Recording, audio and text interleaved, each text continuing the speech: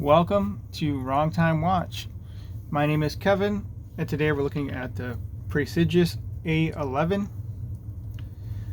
So it took a little bit of digging, but I was able to find out some information about this watch. If you go to their website, Praesidus, you won't see this particular model. You'll see some information about the gentleman this watch is made after or made for. They have a couple ambassadors. Both these gentlemen served in World War II. So this is the Vincent Speranza edition. And this watch was just recently fully funded on Kickstarter. That campaign is closed, but they do have an Indiegogo campaign going on right now.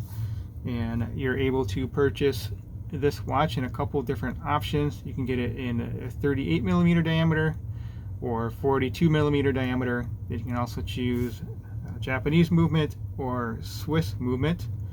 So it looks like both versions come with a double dome sapphire crystal. This is not acrylic, I know that. I couldn't figure out if it was sapphire or a mineral crystal, but according to the Indiegogo campaign, it is a double dome sapphire. It does come with two straps. It comes with this strap here, and then also this other strap here. This has the impression of a Browning 1919 machine gun here. And then this one here, the strap is supposed to look like the Browning machine gun also that Vincent used in World War II. But they do have another version of this without the Vincent Speranza writing on here, without being the Vincent Speranza edition. They have one for $250 it looks like, but that one has a mineral crystal. Oh my goodness, why can't I get this off of here? Okay, there we go. So this looks like the barrel and the shroud of the machine gun. So interesting design here. This kind of looks like a Zulu strap the way this buckle is made. And then the tang is a milled tang. So I just had it on this strap. It doesn't really fit my wrist, so I don't have much wearing experience with it, but looks like a cool watch. And you know, I didn't feel this on the back of my wrist, but again, I'm not able to really cinch down this strap. And there again is kind of a sketch of that Browning 1919 again,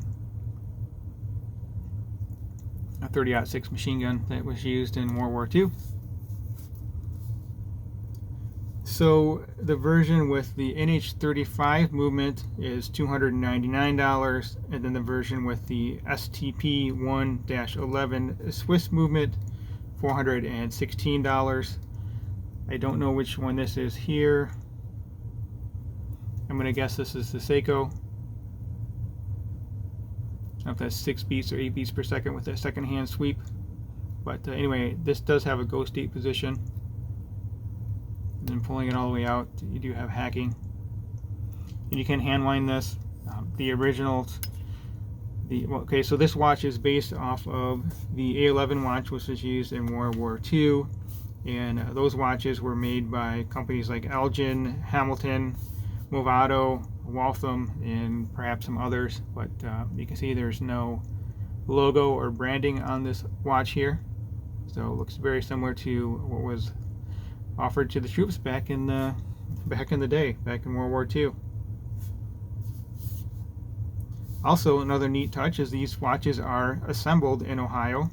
Ohio is in the United States, for those of you that don't know, so hand assembled in the USA. And also it's supposed to come with a humidor style box. This is probably just for the tour here.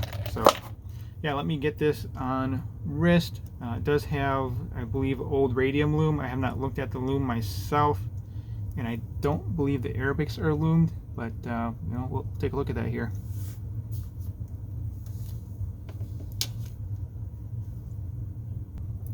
Let's take a closer look at the dial here. It is a black dial with the cream indices, kind of a cathedral style handset here.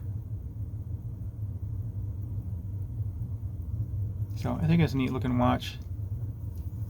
And this is a 38 millimeter version. Dial almost looks kind of like a brown color here. Let's see, do I have a black dial watch handy?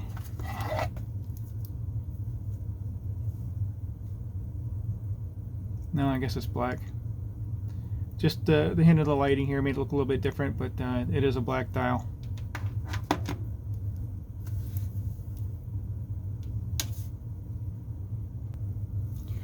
Okay, before I put it on wrist, let's take a quick look at the dimensions of this watch.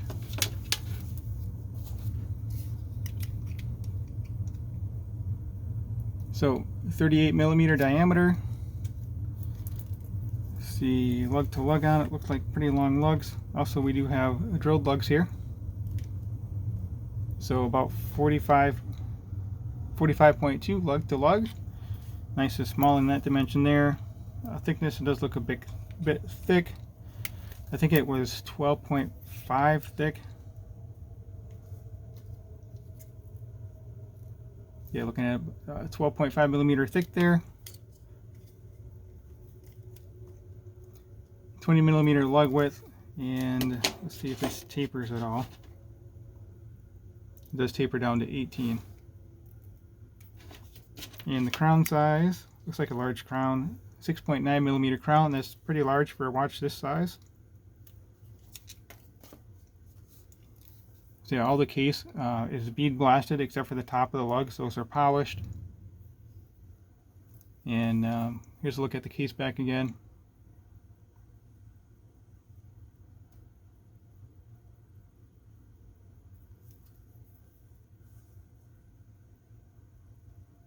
So yeah, very nice.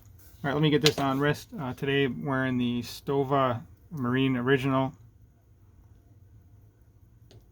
So I guess they're looking at American versus German watch, World War II, War of Bastogne. Yeah, I guess I didn't really plan that out, but Stova actually made watches for the Luftwaffe, the Flieger watches.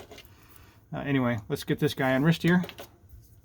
That's kind of interesting. I wasn't really thinking about that until right now. Yeah, check out that movement. I really do enjoy hand winding watches, especially with the display case back.